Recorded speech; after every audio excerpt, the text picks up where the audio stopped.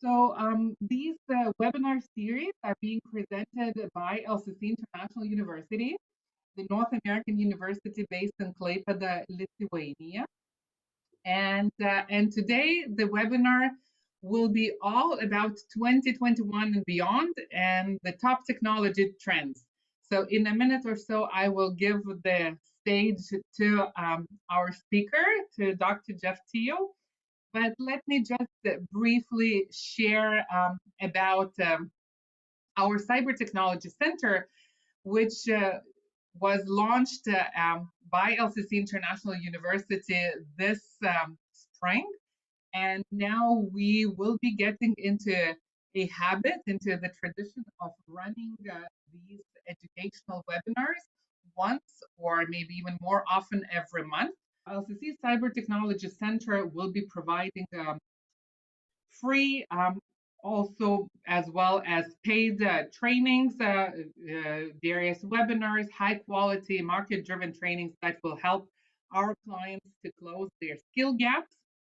And the mission of the Cyber Technology Center is to promote awareness and dissemination of emerging technologies. Back to today and our main speaker.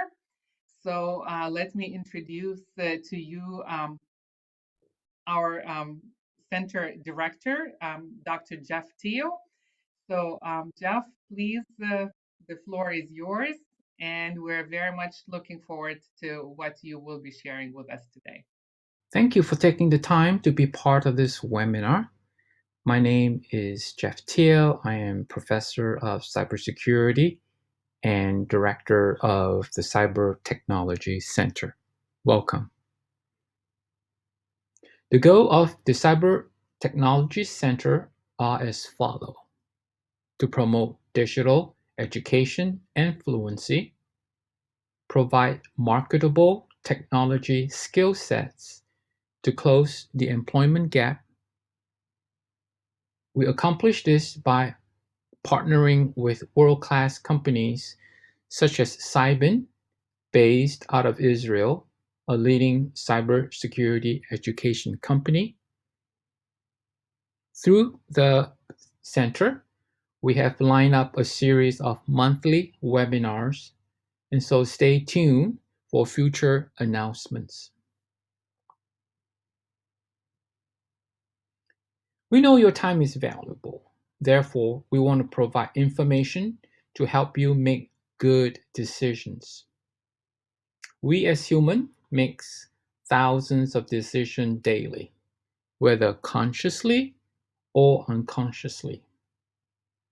Because we have a wide audience, you are one of the following groups: as a student, staff, faculty of an institution, a working professional either in the technology space or in another field. Perhaps you're looking for a career change. As you follow along the webinar, do keep this important point in mind. Trends come and go. You want to ascertain if the trend is inevitable, meaning certain to happen and unavoidable, or imminent, which is about to happen. You, the audience, should discern the difference and apply critical thinking skills accordingly. For example, we will discuss smart cities. This trend may already be happening in a location like Singapore, but depending on where you live, it may not be a reality anytime soon. So let's begin and look at the various trends enabled by digital technology and acceleration. We'll look at artificial intelligence, smart cities, blockchain, and a specific application of blockchain called DeFi or distributed finance. Then we'll look at why central banks want to launch a digital currency, followed by a listing of central banks either implementing, adopting, researching the use of sovereign digital currency. Artificial intelligence. This is a fascinating field, and according to Dr. Lee, who wrote an insightful book on AI titled AI Superpower, listen to his prediction and how he sees AI in the future. Artificial intelligence is the most important technology in the history of mankind. Maybe only electricity can be compared to it.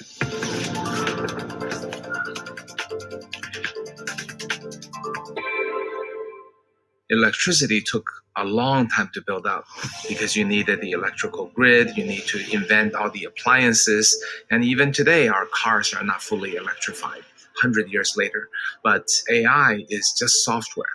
So for software applications, for example, replacing people in banks, insurance companies, hospitals, accounting firms, and legal firms, journalism, it's going to be very, very fast because you don't really have a robot that has the mechanics to move around.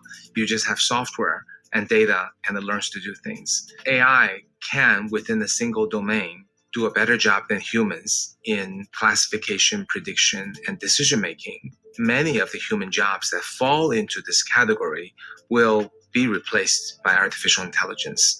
So jobs that are relatively routine, quantitative in nature, in a single domain, that is somewhat repetitive, will increasingly become replaced by AI.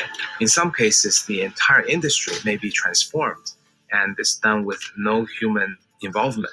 All of this will contribute over the next 15 years, leading to something like a 50% job or job task replacement. Next, we look at smart cities. Is smart cities in the future where you live? Listen to this presentation that lists the adoption or the creation of smart cities worldwide. For the second year, the Smart City Observatory of the IMD World Competitiveness Center has measured 109 cities to develop the Smart City Index. The existing infrastructure of the cities, the technological provisions and services available to their inhabitants, are evaluated over 5 key areas: health and safety, mobility, activities, opportunities, and governance. Our findings this year shed interesting light on the argument that we as a society are moving towards more localized environments. We think that this is because more and more local policies matter at the expense of national policies, because cities in the same country are obviously exposed to very similar macroeconomic conditions. COVID-19 has shown us that technology can make cities thrive and succeed even in times of severe human crisis. The SCI is the first and unique index that aims to be a reference and tool for action to build inclusive and dynamic cities. Find out more in the full IMD Smart City Index 2020.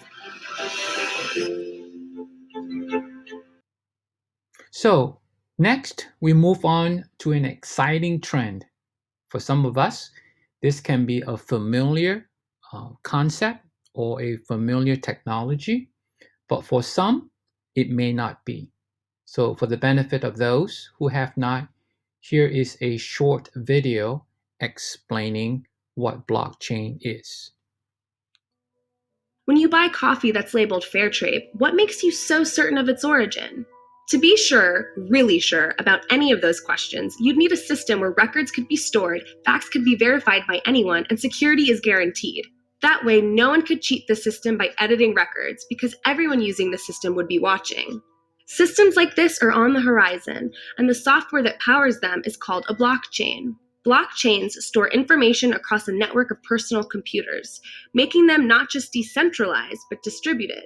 This means no central company or person owns the system, yet everyone can use it and help run it. This is important because it means it's difficult for any one person to take down the network or corrupt it.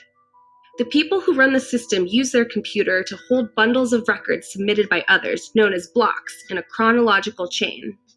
The blockchain uses a form of math called cryptography to ensure that records can't be counterfeited or changed by anyone else.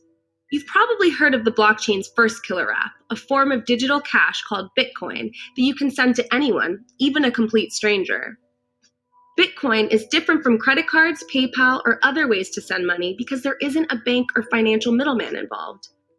Instead, people from all over the world help move the digital money by validating others' Bitcoin transactions with their personal computers, earning a small fee in the process. Bitcoin uses the blockchain by tracking records of ownership over this digital cash, so only one person can be the owner at a time and the cash can't be spent twice, like counterfeit money in the physical world can. But Bitcoin is just the beginning for blockchains. In the future, blockchains that manage and verify online data could enable us to launch companies that are entirely run by algorithms, making self-driving cars safer, help us protect our online identities, and even track the billions of devices on the Internet of Things. These innovations will change our lives forever, and it's all just beginning. To learn more about the urgent future of the blockchain, please visit iftf.org/blockchainfutureslab. So, with some understanding of what blockchain is, let's look at a specific application of blockchain called DeFi, or distributed finance. Again, we look to an expert in this field, a video viewed by over 10,000 times, and a subscriber base of 1 million viewers. DeFi is a term for the next generation of digital financial services and products that is being built on and enabled by blockchain technology. So blockchain technology is the overall innovation behind Bitcoin. And Bitcoin you could think of as the largest use case of blockchain technology today. Blockchains have gotten much more sophisticated, and they enable much more complex financial use cases and applications. These new use cases are called dApps, decentralized applications. When you think about DeFi, apps is greater than the parts, right? It's not just a collection of these dApps, it's an interconnected ecosystem. And the goal of DeFi is to create a new financial system that is fully digital native from the beginning. It's going to be faster, it's going to be interoperable, it's going to be more transparent, it's going to be global from day one. Anyone around the world can use these financial products and services, accessible to anyone with an internet connection. So a good way to imagine the long-term impact of DeFi is to think about it in comparison to the internet in the 80s and 90s when it was getting started. The people who used the internet in the very beginning, they were people who were diehard technologists, right? Because the internet was very difficult to use. There were all these chat rooms, there were bugs. Over time, though, what you saw was the internet is that these early adopters, they seed it, they're the first users, they invest in these protocols with their dollars, and they attract VCs and investors like me who pour more investment money in, and we finance new technologies, we finance new, better user interfaces that make it more palatable for the average American, the average user. And eventually, it's just like the internet. There's going to be so many people online and the experience of the internet will become even better and better than non-internet experiences for certain use cases, right? Like for e-commerce versus retail, that the mainstream starts to adopt it. Everyone starts adopting it. You know, the front end of our financial system is beautiful, and it's all on smartphones, and it's all on apps, and it's digital native. You go on Robinhood, you go on Schwab or E-Trade, but the back end is very clunky. The back end hasn't changed in decades, or if not longer. It's basically just switch operators, you know, like running things over phone and very old technology systems. This, I think, is one of many things that DeFi and blockchain technology will solve. You won't have to have your back-end provider call you on the phone if you're Robinhood and tell you that this is a problem. They'll know that it's a problem days or weeks in advance. And so even with us in America, we're seeing the problems and the little cracks that can be quite big with what happens when you have a fast digital native front end, but a very slow, creaky, not digital native back end. Next, an important trend I want to highlight is the central banks propensity or desire to pilot, develop, and research the use of digital currency. As you and I are aware, we use currency day to day as a medium of exchange to buy or sell goods and services. So therefore, if there's a change in the way currency is used, then we ought to pay attention to this change that is going to affect us on the daily basis. Here is a video by CNBC on why central bank wants to launch digital currency. Listen to the video and note the pros and cons of digital currency. In 1694, the Bank of England became the first public bank to regularly issue banknotes as an alternative to coins as a means of payment. 3 centuries later, it's primarily tasked with maintaining price stability, much like any other central bank across the world. But these cautious institutions are now buzzing with talk of a revolutionary concept, a form of money you cannot see: central bank digital currencies. When you ask central banks around the world whether they are exploring CBDC, 1 year ago, the answer was 80% of them were exploring, and now it's nearly 90%. Last year, 40% were experimenting, and now it's 60%. The vast majority of central banks are exploring CBDC. The idea of digital money is not new. Many of us use debit and credit cards or payment apps for transactions. But what would make a central bank digital currency different?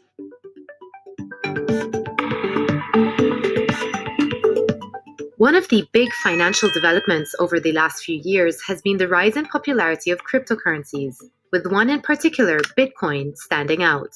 Following Tesla's announcement that it bought $1.5 billion worth of Bitcoin in February 2021, the volatile cryptocurrency's price surged to new highs, giving it a theoretical market capitalization that is even larger than the world's 2 largest payments processing companies, Visa and MasterCard. Unlike traditional money, cryptocurrencies are not issued by a central bank, but rather via a decentralized network of computers, typically using blockchain technology. Even Facebook is trying to get in on the act, with the 2019 announcement that it would develop its own digital currency, known at the time as Libra, and now rebadged as Diem. And so at that point, central bankers started to realize that they were really under some threat.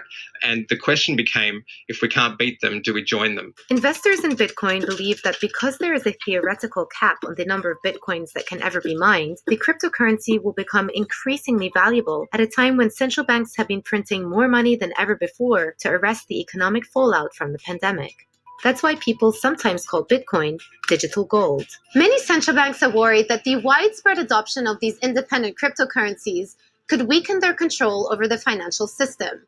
This could cause financial instability, especially because cryptocurrencies do not have the legal or the regulatory safeguards that central bank money does. So, why not issue a digital currency of their own? Currently, regular bank deposits, cash, and cryptocurrencies issued by the private sector, such as Diem and Bitcoin, all have a few features that make them useful. But the hope is that publicly available CBDCs would have all these desirable characteristics. Unlike your savings in a commercial bank, which rely on the bank's promise to fulfill, CBDCs are recognized by law and backed by the power of the central bank, which cannot go bankrupt. For example, if a commercial bank collapses, part of your savings could potentially be wiped out. But this wouldn't be the case for CBDCs, which could be as trusted as cash, as convenient as a payment app, yet also benefit from the same blockchain technology which underpins cryptocurrencies. And just like cash, CBDCs could be distributed through commercial banks, avoiding too much disruption to the financial system, or the central bank having to deal directly with many millions of citizens and businesses. Think of banknotes, which are the closest equivalent to central bank digital currencies that we have today, except that they're on paper, of course. This is money that is issued by the central bank and used daily in retail payments. The central bank sells banknotes to commercial banks, and then the commercial banks distribute banknotes through ATMs to their clients. This means that everyone could have access to this digital currency, which could bring a lot of benefits. It could make payments faster, allowing for immediate settlements and no processing delays. And it could also make payments cheaper. In the US, the aggregate cost of making retail payments ranges from 0.5% to 0.9% of GDP. Digital currencies would reduce those costs. It also means that more people could have access to electronic payments. Currently, over 1.5 billion adults across the globe don't have access to the financial system, and even in an advanced economy such as the US, more than 6% of Americans don't have a bank account. Issuing digital currencies could also make it easier for governments to deliver stimulus checks, or even go one step further and make targeted payments to those deemed most in need. So how soon could central bank digital currencies become a reality? China is the major economy which is most advanced in its CBDC development. The People's Bank of China has been running tests of its digital currencies since April 2020 with the help of 4 banks in the country.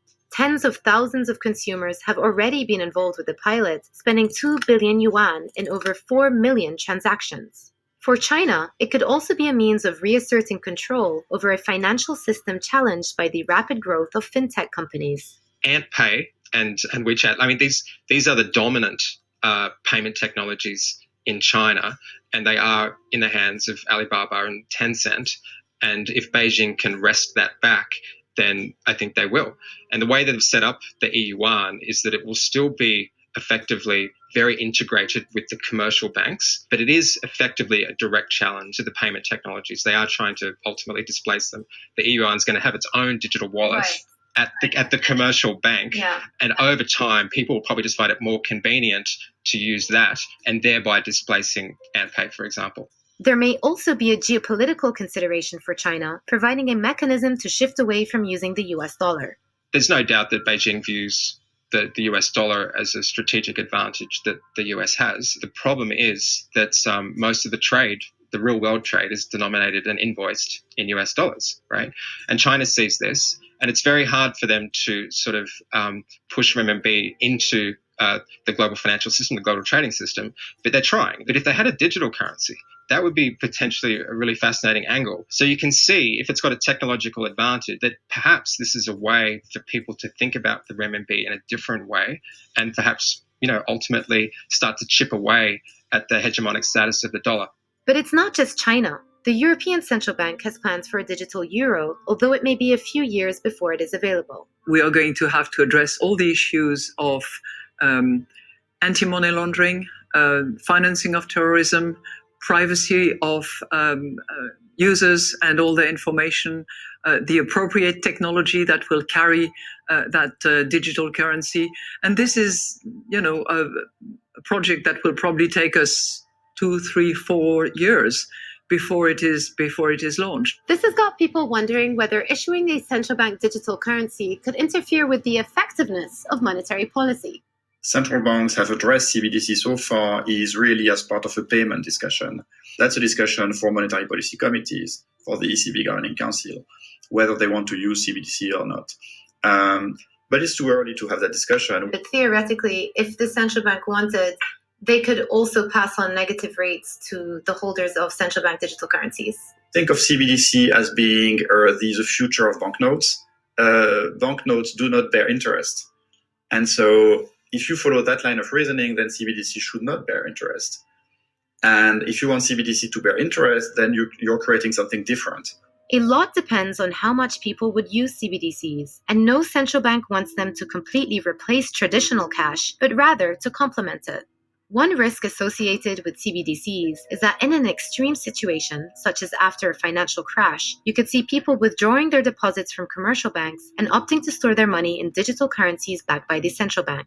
Trouble would be if CBDC could replace bank deposits in a large amount, because then what happens is that savers could shift their saving from bank account to CBDC. Then banks could have a problem for funding. This might have an effect on the financing of the whole economy. People can shift their saving from bank account to CBDC just with a click. And this would be very dangerous, obviously. As we move towards a more cashless society, will central bank digital currencies ever become as trusted and as convenient as banknotes? Quite possibly, though it may take months, maybe even years. The trust in private money is built on the trust on the currency and the fact that behind that there is a central bank which has tools to keep the value of the currency. We have to buy this trust. And that's why we need to stay into the economy. And the way to stay into the economy is to make sure that people trust us. Thank you for watching. Would you ever use a central bank digital currency? Let us know in the comments. And don't forget to subscribe.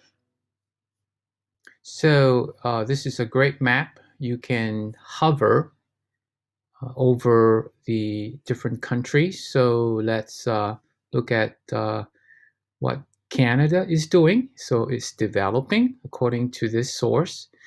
The US also in the phase of research. So are the Russians.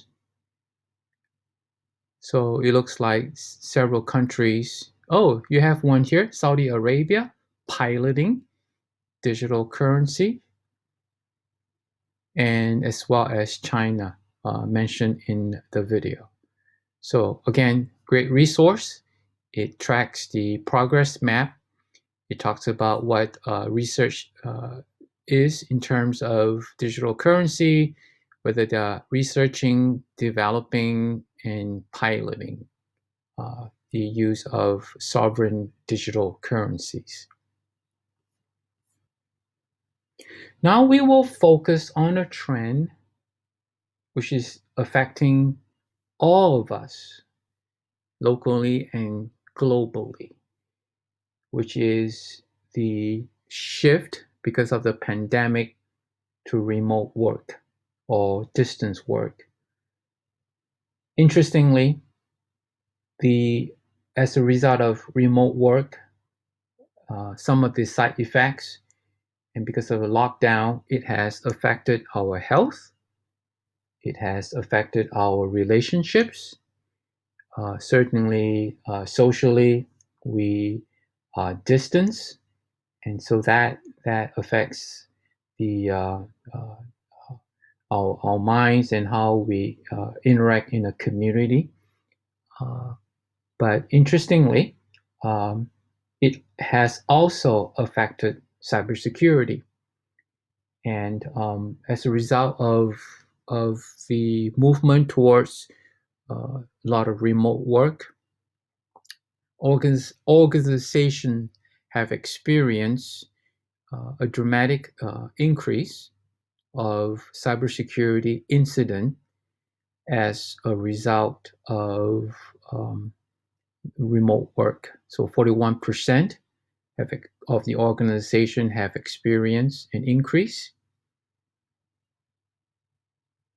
So with the shift to remote work, cybersecurity has now become the most in-demand skill set, according to a survey by KMPG conducted last year.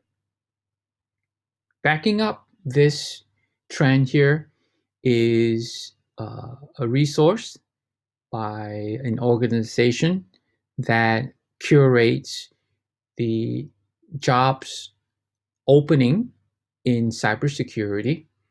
And so let's take a look at this interesting and worthwhile resource.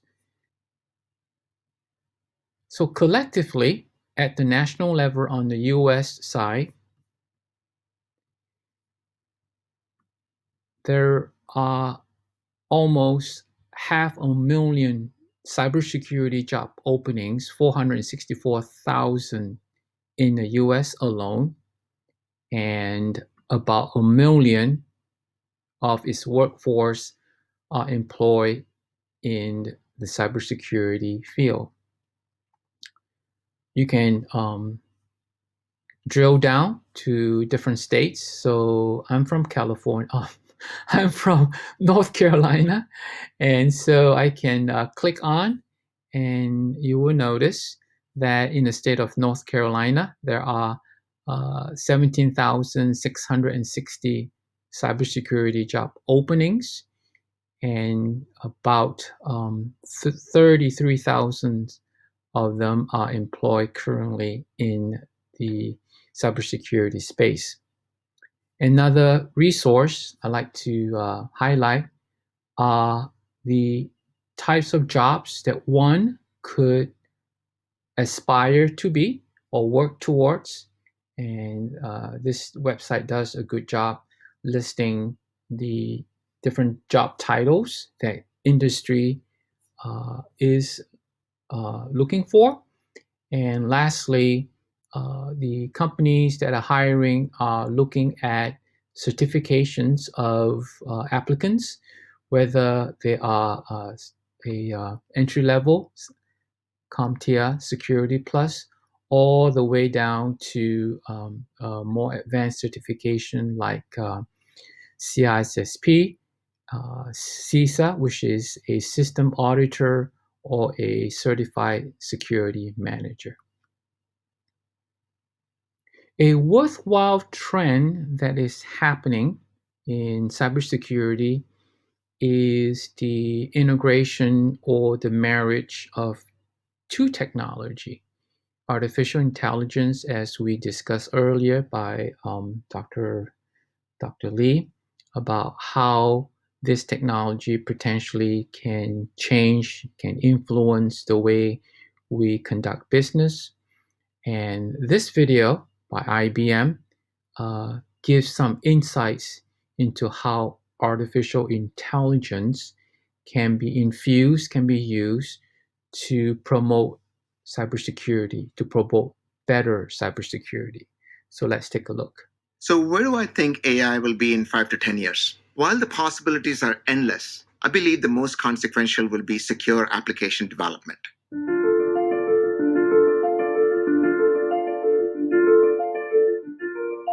My name is Sridhar Mupidi. I'm the CTO for IBM Security. Our clients are going through a digital transformation journey. They're modernizing applications, data, and infrastructure. IBM delivers a number of security solutions to help our clients protect, detect, and respond.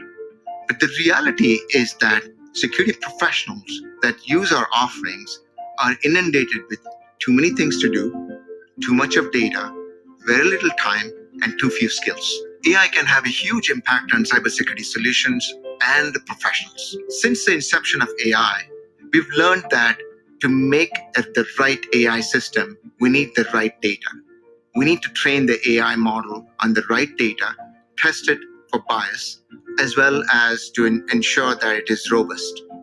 On the solution side, AI can help us provide accuracy in detection. AI can help in accelerating the investigation and automating the response. It can also help provide proactive mechanisms of protection so that you're safeguarding against threats.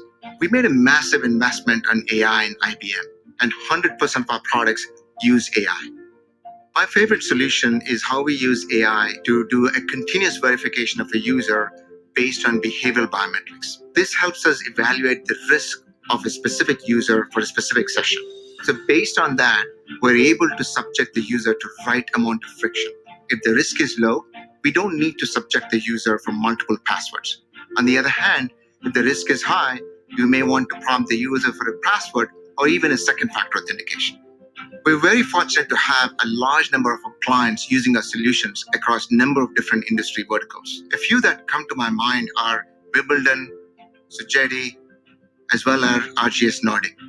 This is exactly where we apply AI's speed and accuracy to help create proactive protection, improve the accuracy of detection, accelerate the investigation, as well as improve the automation in response. We have a lot more to learn and evolve the maturity of AI in the next few decades to come. While the possibilities are endless, my vision is for AI to develop secure applications by default so that they are not as vulnerable and reduce the number of breaches in the industry. I believe IBM is well poised to not only help with the secure application development, but also secure data across hybrid cloud, as well as secure infrastructure. This ability to secure the journey to hybrid cloud will help our clients embrace digital transformation with a lot more confidence. So, in conclusion, as a decision maker, How will these trends and events influence your future thinking? I hope this webinar has been useful. If you have specific questions on the cybersecurity bootcamp that we are offering, please contact us. We'll be more than happy to provide information to help you make decisions if you are thinking of engaging in this exciting space of cybersecurity. And the last slide here is a listing of the references for those of you who would like to follow up and dig a little bit more in detail. Due to time, we certainly could not go into a lot of the detailed information, but I hope it has been useful. Again, thank you for your time, and we look forward to hearing from you. My question is, now that you've reviewed the various trends, which trend would you want to highlight personally, and which one you, as the expert in the field, you are following eagerly and that you are the most excited about? So thank you. That's a great question, and I feel like I am a kid in a sort of the infamous "my hands are in a cookie jar." I want to follow everything because they're all important to me. But in interest of time, we have to narrow the scope. I am interested to see the intersection of artificial intelligence and where cybersecurity will meet. One of the challenge, as mentioned in the video, is the tremendous amount of information that cybersecurity analysts have to process and to prioritize the threats that are coming in. And in some ways, humanly and even with reliance on technology, it has become very challenging. So I'm excited about companies like IBM integrating artificial intelligence into this. That will form a base for individuals, the cybersecurity analysts, to focus on the more important and high priority tasks. So AI infusion is going to be very promising. But it's not imminent. Like I was saying, trends is inevitable and imminent. So in the next year or so, we'll see more and more companies. But in the meantime, we need to rely on humans and technology working together. The next area I am very excited about is blockchain. In that, just as a comparison, look back 20 years, 25 years, when you first was exposed to email, right? You probably said, why do I need email? I have the telephone. I can send mail through the post office and whatnot, and that sort of thing. I believe the integration of blockchain will immerse in all facets of our daily lives, whether from finance to insurance to education, through the different day in and day out activities. So it's just the beginning of where this technology can bring us. It is a long haul. It will take a minimum of 3 to 5 to even 10 years to see where applications will be developed. We don't even know what sort of applications can be developed as a result of blockchain. But overall, sorry, go ahead. No, go ahead. Yeah, but overall, I am very excited that no matter which direction or which technology that we adopt, cybersecurity has to come around to secure the different application, right? I say that not just because I'm in this space, but really it is a critical aspect.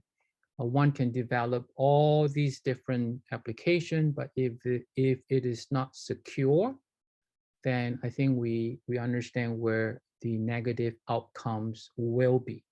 So cybersecurity will come alongside and help secure applications that we don't even at this moment can even think about. So very excited about the future and the potential of cybersecurity. All right, thank you. We have another question from our audience. So when it comes to blockchain, what do you see the main challenges from cybersecurity point of view?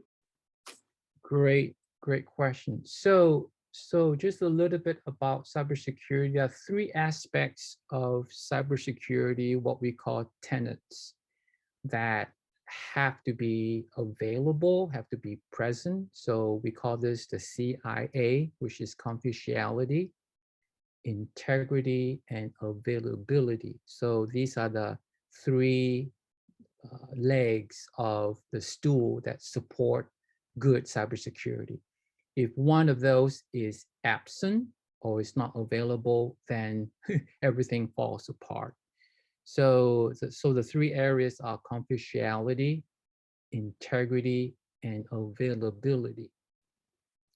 So in terms of blockchain, we can definitely have some confidence to say that it has integrity. If you note the video, it really is being available and is decentralized. So the integrity piece is there, is available, is decentralized. One of the flaws of centralized server that we currently is a server client is if your server is attacked or taken down, then the whole system goes, right? So for blockchain, the information is replicated in amongst all the different hosts. So it's always available. And because of the way cryptography works in blockchain, the integrity is preserved.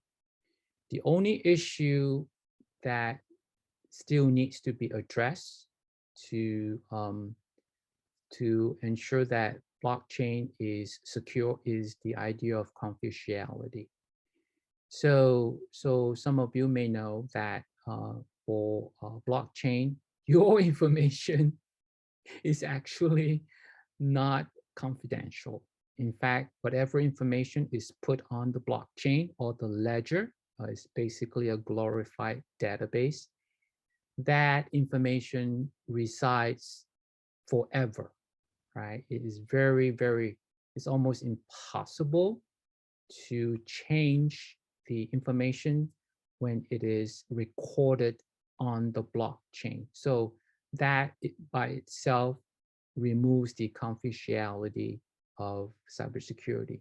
However, if you implement a private blockchain, which some companies are doing, you in fact have a shot at promoting confidentiality in addition to integrity and availability.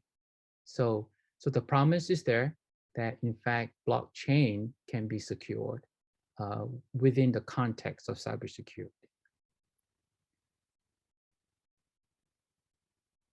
All right. Thank you. As we're approaching the end, one last question. I mean, you were sharing the slide of the cybersecurity specialist needs, right? You were showing the examples of the US. So then my question is, well, how do you see similar trends happening in Europe as well, and the need for such specialists? And then does the boot camp that is being offered through the center that you lead, the LCC Cyber Technology Center, does that boot camp equip, would that boot camp prepare the specialists for the jobs that are out there waiting for people? Right. Great question. I was trying very hard to get information similar to CyberSeek, the one that the US has. But really, honestly, the shortage of cybersecurity professional is literally worldwide, right? And why? Because technology is used worldwide. So in that inference, you can say that that the need for competent cybersecurity expertise is not just the US. As long as technology is used, banking, for instance, right? Banking is a global issue. Swedbank, certainly here in Lithuania, and I think the corporate office is at Swedish, Swedbank. Anyways, banks, local, global need to secure their networks, their banking system, and so it really is not a stretch to speculate that the shortage that is documented in CyberSeek also applies to countries like Lithuania, in Europe, in Asia, and really this is a worldwide phenomenon. In terms of your second part of your question, I'm currently teaching the cybersecurity bootcamp. I'm having a great time. I really am. And what I appreciate is the platform that Cyben has put together. It is comprehensive, and it is a good platform where if one spends 6 months committed to on a part-time basis, I can confidently say that you will have sufficient skills and experience to be employed as a entry-level cybersecurity analyst. In fact, this weekend, the group is working on a scenario right now. It's a realistic scenario, and they have to work in teams. And I look forward to critiquing their assignment, which is due Monday.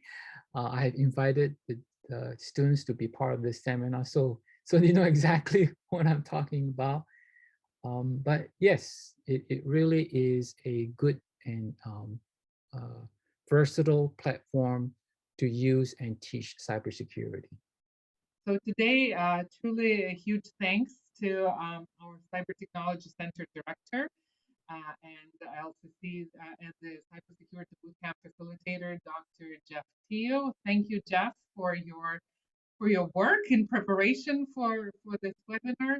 Thank you for the answers to the questions. LCC Cyber Technology Center will continue doing these educational webinars, sharing the expertise that we have amongst us, inviting other guest speakers. And thank you once again, and see you next time.